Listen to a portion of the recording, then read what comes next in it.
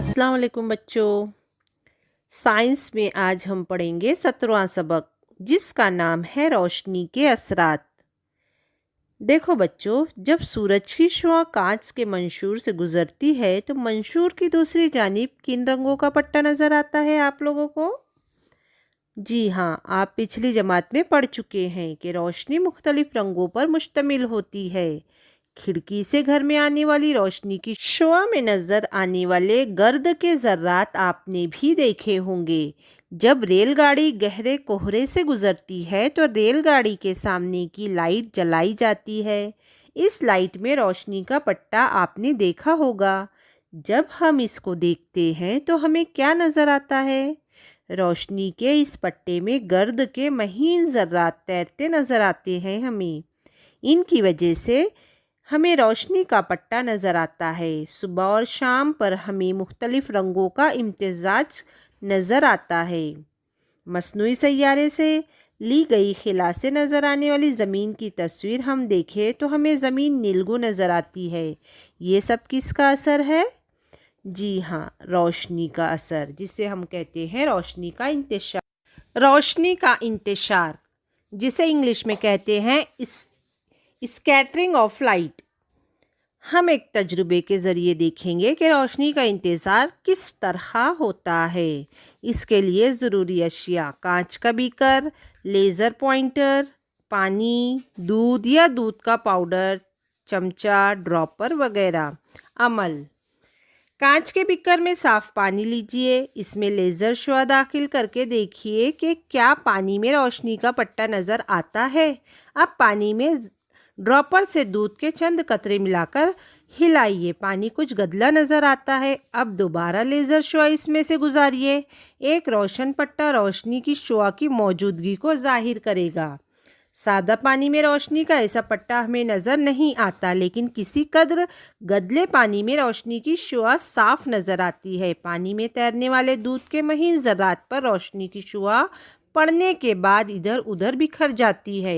ये बिखरी हुई शुआ हमारी आँखों में दाखिल होती है तो हमें रोशनी का एहसास होता है। फिज़ा में नाइट्रोजन और ऑक्सीजन जैसी गैसों के साल्मों की वजह से रोशनी का इंतशार होता है। इसमें नीले रंग का इंतशार बहुत ज़्यादा होता है, इसीलिए आसमान नीला नज़र आता है। सूरज की रोशनी फ़िज़ा की तहों से होते हुए हम तक पहुंचती है। गुरूब आफताब के वक्त इन तहों से रोशनी और ज़्यादा फासला तय करके हम तक पहुंचती है। ज़्यादा फासला की वजह से सूरज की रोशनी में नीले रंग की रोशनी का इंतशार ज़्यादा होकर सुर्खी माइल जर्द रंग की रोशनी रास्त हम तक पहुंचती है और सूरज सुर्ख नज़र आता है। सुर्ख रंग का इंतशार नीले रंग के इंतशार की बनिस्बत कम होता है। अब हम देखेंगे नुक्ता मंबा और वसी मंबा से बनने वाला साया, जिसे इंग्लिश में कहते हैं shadows form from point and extent source. तो हम देखेंगे तजुर्बा करके। इसके लिए ज़रूरी अशिया मोमबत्ती, टॉर्च, दफ्ती, पर्दा, छोटी गेंद, बड़ी गेंद वगैरह। सबसे पहले अमल: जलती हुई मोमबत्ती, बिजली का बल्ब या टॉर्च, इनमें से रोशनी का कोई एक मंबा लीजिए।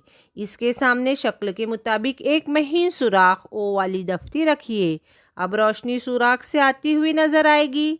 ऐसे मंबे को नुक्तई मंबा यानी पॉइंट सोर्स कहते हैं। दफ्ती के सामने तकरीबन 1 मीटर फासले पर एक पर्दा खड़ा कीजिए। पर्दा और नुक्ता मंबा के दरमियान एक गेंद लटकती हुई रखिए। गेंद का साया ए बी का मुशाहिदा कीजिए। नुक्ता मंबा से निकलने वाली शुआएं ओ क्यू और पी क्यू गेंद को छूती हुई गुजरकर पर्दा पर बिल तरतीब ए और बी पर पहुंचती है। इनके दरमियान कोई भी शुआ ना पहुंचने से ये हिस्सा गैर रोशन रहता है।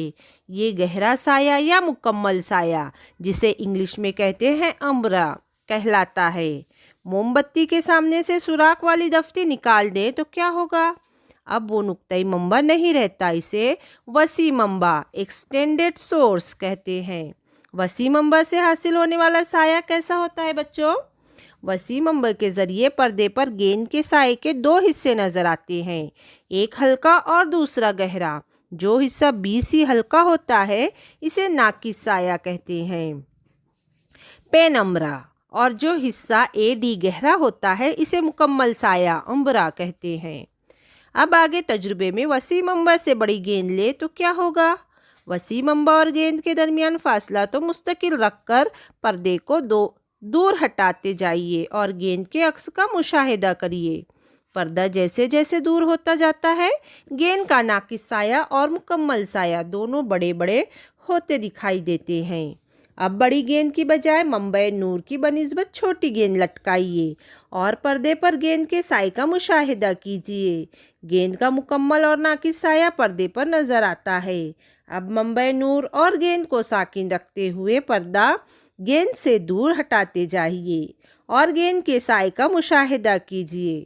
پردہ جیسے جیسے دور ہوتا جائے گا گیند کا مکمل سایہ چھوٹا ہوتا جاتا ہے اور ایک خاص فاصلے پر وہ غائب ہو جاتا ہے۔ تو بچوں دیکھا کس طرح سے سایہ بنتا ہے۔ اب ہم آگے دیکھیں گے ہمارا نیکسٹ پوائنٹ ہے گہن کیا ہے؟ گہن دراصل کیا ہوتا ہے؟ چاند زمین کے اطراف گردش کرتا ہے۔ چاند کے ساتھ زمین سورج کے اطراف گھومتی ہے۔ ان سب کے مدار الگ الگ ہے۔ جب سورج، چاند اور زمین خط مستقیم میں آ جاتے ہیں تو اس حالت کو گہن کہتے ہیں۔ تو ہم سب سے پہلے دیکھیں گے سورج گہن، کسوف جسے انگلش میں کہتے ہیں سولار اکلپس۔ گردش کرتے کرتے جب سورج اور زمین کے درمیان چاند آ جاتا ہے تو چاند کا سایہ زمین پر پڑتا ہے، جس کی وجہ سے اتنے حصے میں سورج نظر نہیں آتا۔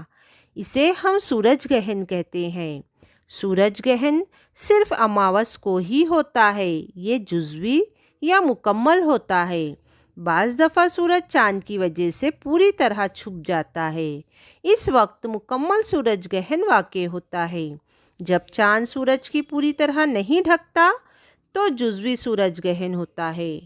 سورج گہن کے وقت نقصان دہ بالائے بنفش شعاعیں زمین پر پہنچتی ہے۔ سورج گہن کو کبھی بھی سادہ آنکھ سے نہیں دیکھنا چاہیے، اس کے لیے مخصوص قسم کے چشمے کا استعمال کرنا چاہیے۔ اسی طرح نیکسٹ ہے چاند گہن، خسوف جسے انگلش میں کہتے ہیں لونار اکلپس۔ سورج اور چاند کے درمیان زمین آ جانے پر زمین کا سایہ چاند پر پڑتا ہے اور چاند کا کچھ حصہ چھپ جاتا ہے، اسے چاند گہن کہتے ہیں۔ چاند گہن صرف پونم یا بدر کامل کو ہی نظر آتا ہے۔ زمین کے سائے میں پورا چاند آ جائے تو مکمل چاند گہن ہوتا ہے۔ اگر چاند کے کچھ حصے پر زمین کا سایہ پڑے تو جزوی چاند گہن واقع ہوتا ہے۔ چاند گہن کو خالی آنکھ سے دیکھا جا سکتا ہے۔ چاند گہن کچھ گھنٹوں کے لیے نظر آتا ہے۔ اسی طرح سے یوم سفر سایہ، جس دن سورج بالکل سر پر آتا ہے اس دن کو یوم سفر سایہ کہتے ہیں۔ اس دن دوپہر کے وقت سایہ نہیں پڑتا۔ سفر سایہ خط سرطان شمال 23.5 اور خط جدی 23.5 جنوب کے درمیان موجود ممالک میں نظر آتا ہے۔ ان ممالک کے مختلف مقامات پر گرما کے زمانے میں الگ الگ دنوں میں یہ واقع رونما ہوتا ہے۔